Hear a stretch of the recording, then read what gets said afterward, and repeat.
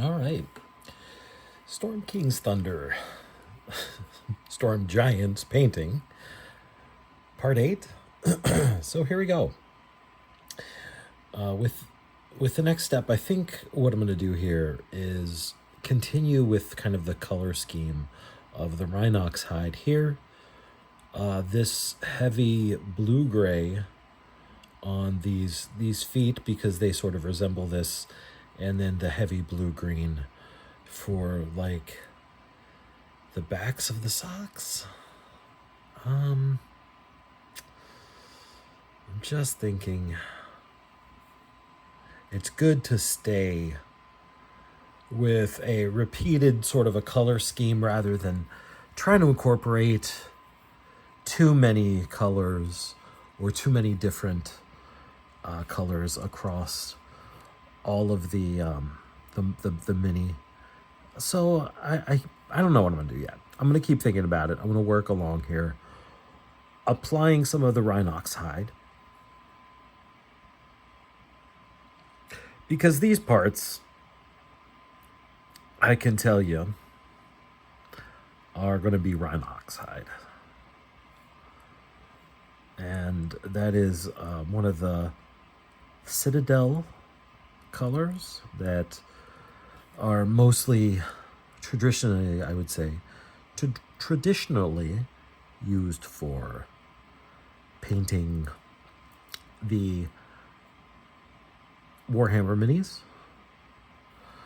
And I've taken some out and I mixed it with some water here because that's what we do here. We always mix paints with water.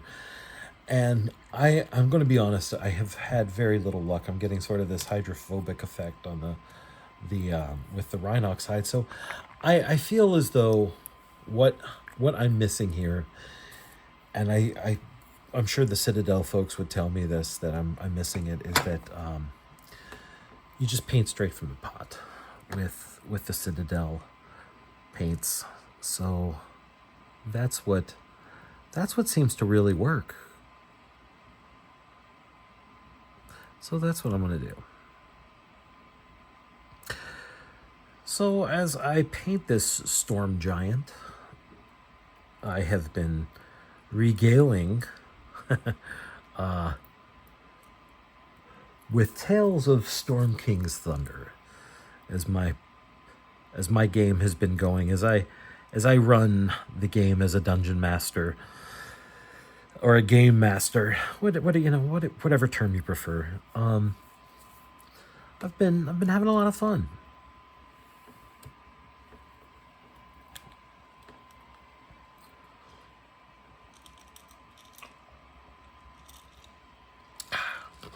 Some freshly brewed homemade iced tea.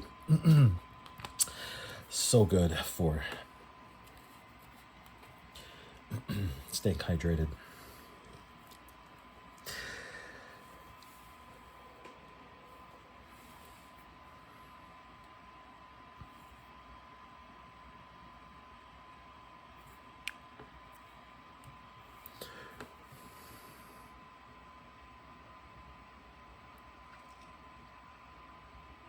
Yeah. So this mini is going to be used in my campaign of Storm King's Thunder. And the party has been just now getting to the point where they've been introduced to some of the Storm Giants. And I feel like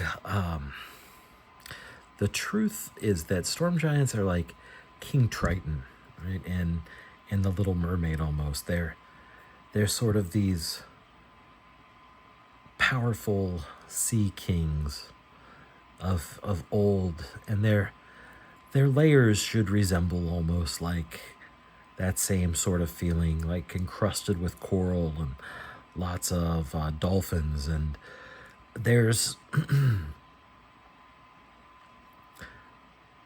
also the storm bit about them, right?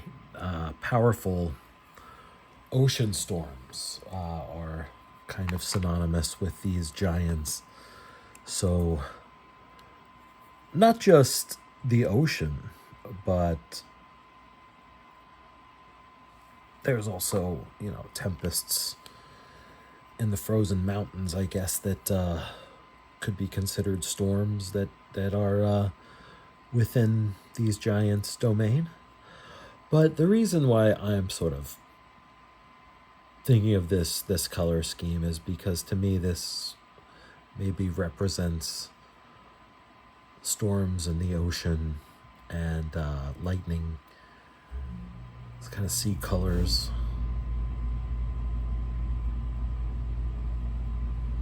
So that's what I'm going with, sort of a Poseidon effect. We'll see here.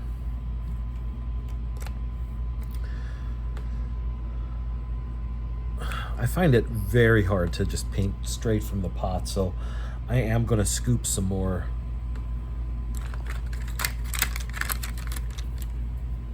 paint out with this popsicle stick. And boom, just sort of apply it to my wet palette. A wet palette is a great way to keep your paints wet if you're going to keep going back to them. And there for a while I had used just a typical piece of plastic to put my acrylic paints on, and I found that within several moments of coming back to them again, they would be all dried out. And, I'd have to use some more paint. Go back to the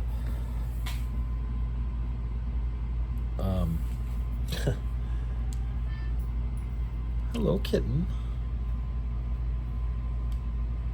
Hi, kitten. Well, hello. Gonna go back to the tube again and get some more out, and then keep it, a few minutes of working with it, and it would dry up.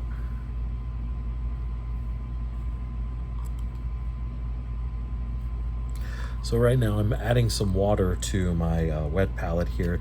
It's a piece of parchment paper that I've cut to size, and then I ordered the plastic and the sponges to go with it. And I use distilled water because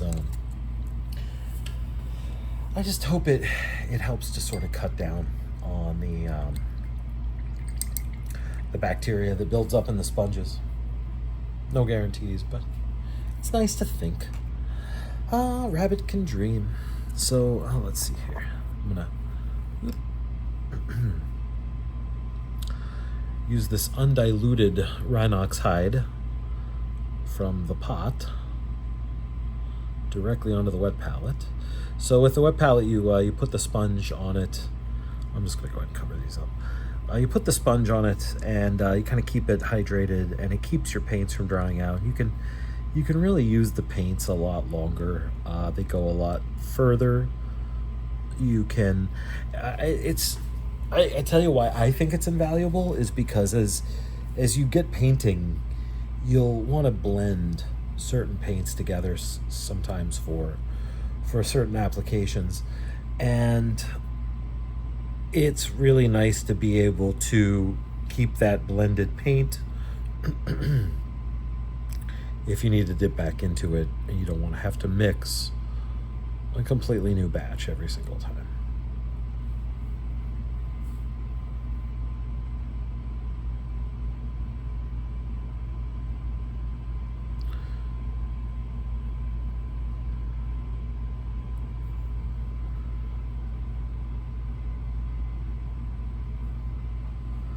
Yeah. So, in our campaign of Storm King's Thunder, the party had been given all these side quests at level 6 after they had defeated the frost giants that had attacked the town of Bryn Shander. Sorry, I'm staying out of the camera here. And so they've been given all these side quests, and so they went off to complete them. But my particular favorite of the sort of the list of side quests came up in the form of a Dungeon Masters Guild module called Kraken's Gamble, and it it kind of has the party going to the town of Yartar after they find a noble washed up in the Desarian River, I believe, somewhere around there, in the mythical land of Faerun. So they go to investigate, and they take this noble back to his grandma, and this noble's very much like Ralph Wiggum, kind of inept, and just sort of happy to be there, but very overconfident in his in his worth almost. And grandma, of course, pays to have the boy, for the boy's safety, very little. She makes it clear he's not worth that much, and so, but he has some some recollections of what happened to him just before he was kidnapped, but not much. He's disappeared, and he remembers a few things. One of them is like a lady in purple. Another one is like a golden goose. And the party then is asked by his grandmother to sort of investigate things further. And so they do, and they have a great little adventure through Yartar, leading them to a gambling ship. And they get aboard the gambling ship, and they find the lady in purple, and they find the golden goose is like the coins that they use on the ship for gambling, and they have a great time, and they gamble, and they lose all their money. as you know, whenever you gamble, my friend, you're bound to lose, as Qui-Gon Jinn would say. But they had a fun time,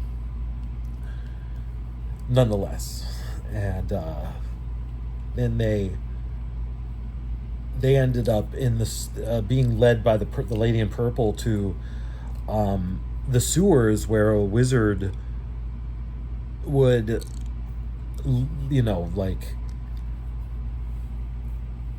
have them dropped off, have the captured. So the lady in purple was working with this wizard Uslith, and to capture nobles and ransom them off. And so she would capture them on the Grand Dame, and she would drop them off in the sewers with Uslith, and so it was a sort of a trip through the sewers at that point for the party. And at the end, they found Uslith, and he was, very cordial for the most part, although they didn't buy it. And it turns out that Uslith was an aboleth, not a wizard at all. He was just disguising himself as a wizard. He was actually an ancient creature in league with the Kraken Slarkrethel. And so they had this fight with the aboleth, and it was really sad because one of the party members was killed.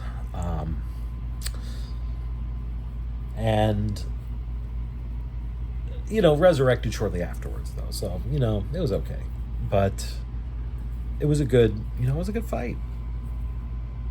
They had a good time fighting this ancient aboleth. So that's what they did. And they won. And they actually killed it, I believe. The plan was for it to escape, but they actually killed it. So here I'm using the heavy blue grade of base coat. These boots, or what I guess is kind of the tip of these boots. It would be, I think metal would be good here too, but like I said, I'm just trying to go with the color scheme.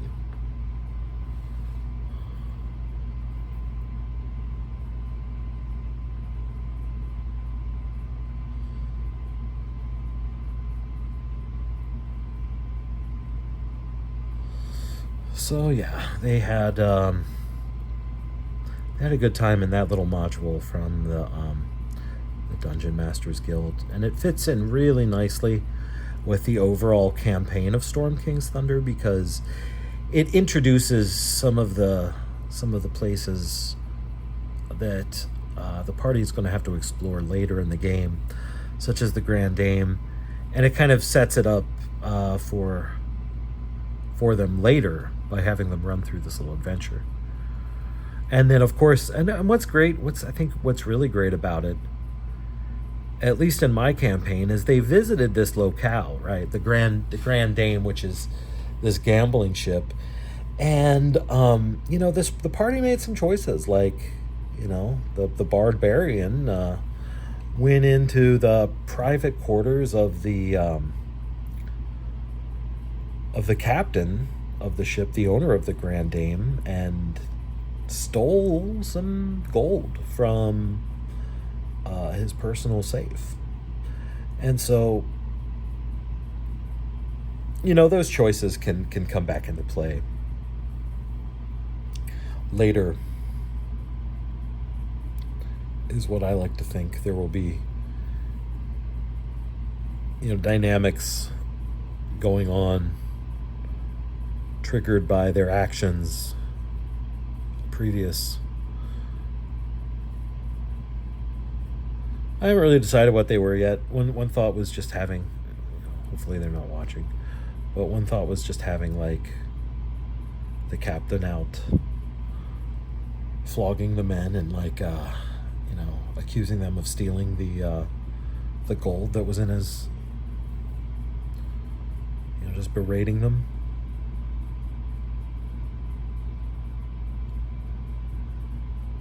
We'll see. It's just one thought.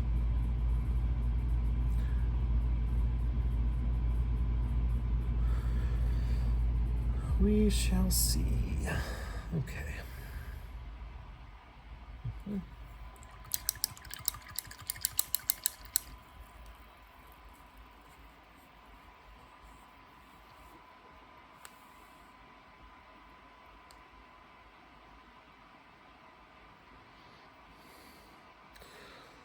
Touch up here. All right. I actually meant to dip into the gold, but I dipped into the bronze, but I dipped into the Rhinox hide instead. Okay. Here's what I meant to do. Let's continue base coating here. And I realize I'm moving slow, but it's good. It's all right. The tortoise and the hare. Up.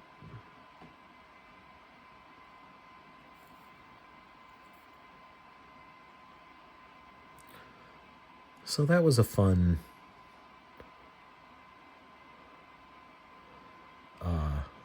sort of a side quest. And the way that I kind of ran the side quests, I'm running side quests in Storm King's Thunder, is that I'm trying to keep track of them as best as I can, at least for parts of the campaign, by writing them down on like 3x5 index cards for the group, with sort of a Skyrim like title for the side quest or the quest, and then giving it to the party so that they can kind of write down their notes on the back of it as they go along. And I was trying to have them keep notes about what was happening in the campaign, ask them to kind of keep journals, but it's hard. I get it. It's difficult to kind of put the moving parts together for them. Sometimes if they don't have some sort of a way of organizing the quests. So I think that the 3x5 index cards kind of help, personally.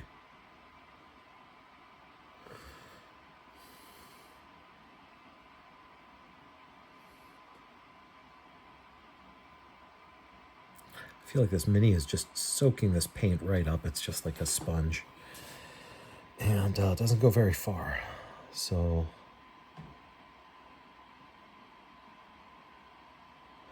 and think the goal at this point is to just get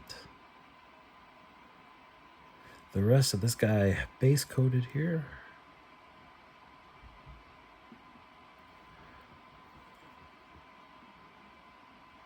And see if we can just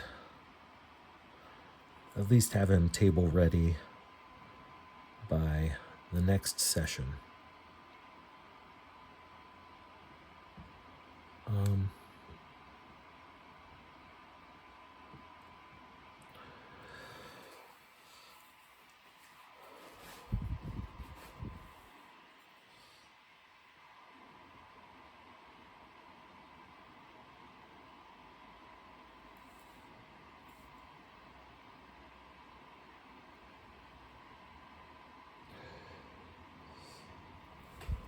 Doing my best to just kind of not paint onto the transparent parts. And I'm really going to have to come back in with that Rhinox hide and touch up a lot of this. Because I'm just getting a little outside the lines. There's no way that... Oh.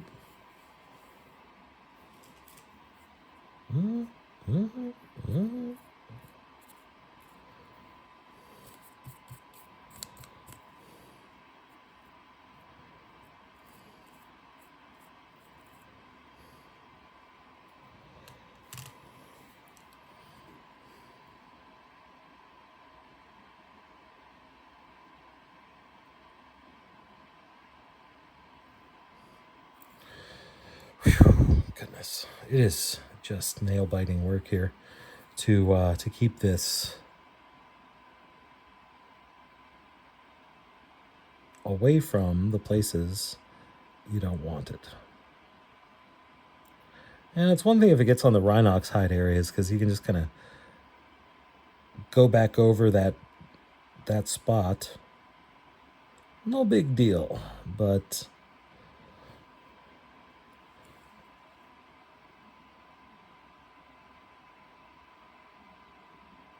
if you paint on that transparent area, well,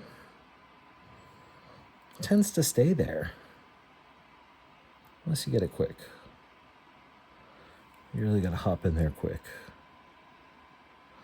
And yeah, like I said, this is really just soaking up this paint like a sponge. All right, just a little bit more to get here. I'm gonna pick my angle. Go for it.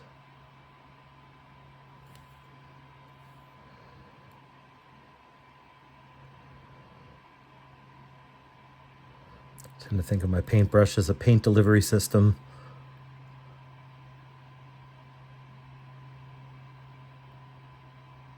Oh boy. Oh.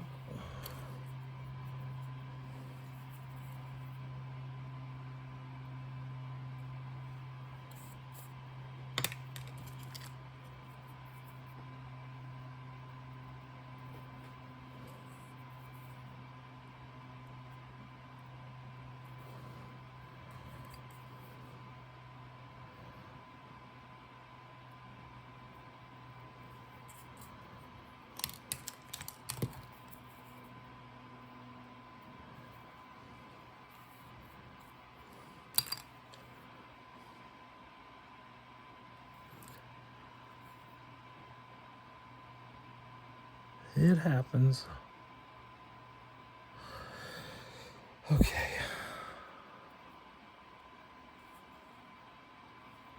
Ooh.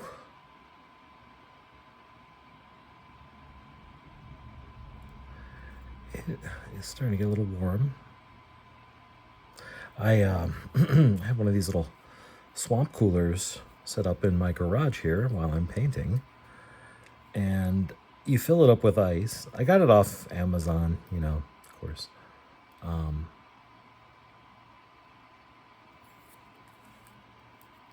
and fill it up with ice, and like you turn on the fan, and it blows cold air out on you, and it really is quite powerful. I'm impressed by it, you know. So I'm just gonna reach over and turn that on real quick.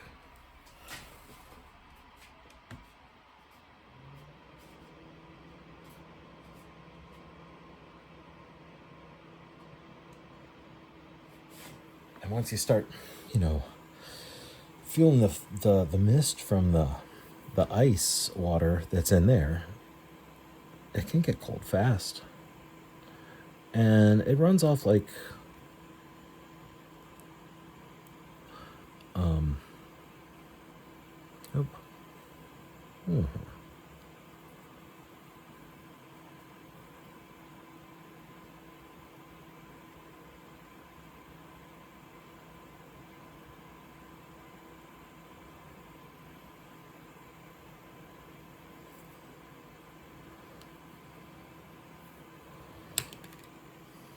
Well, it is what it is. We'll go over it with another light coat from the airbrush at another point in time. Yeah, sometimes do your best, but it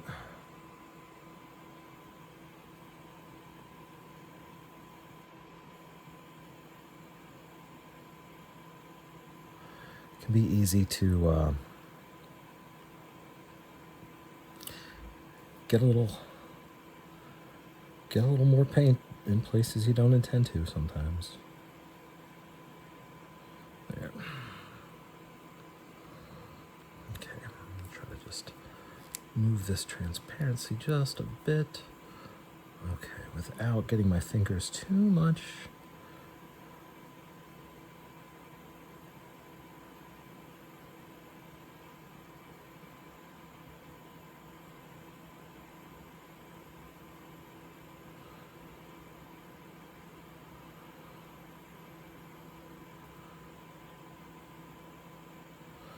Okay.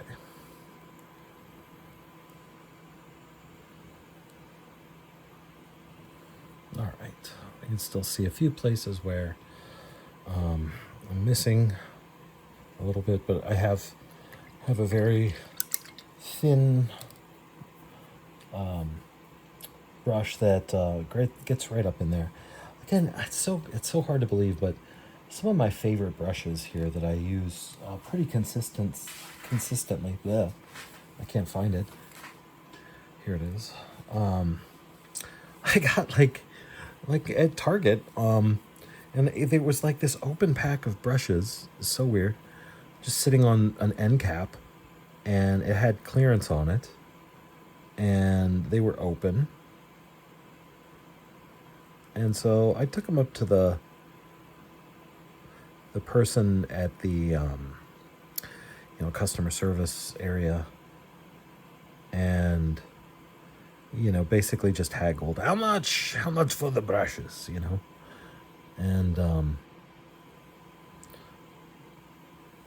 and she gave them to me for $1. She marked them down to $1.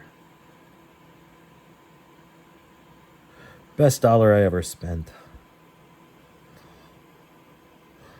Or I'd buy that for $1.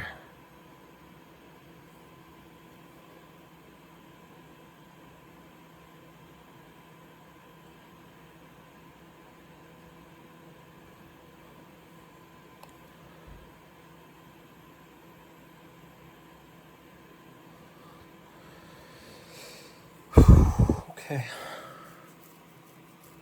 All right. I think that is that for now. Oh my gosh. It's just,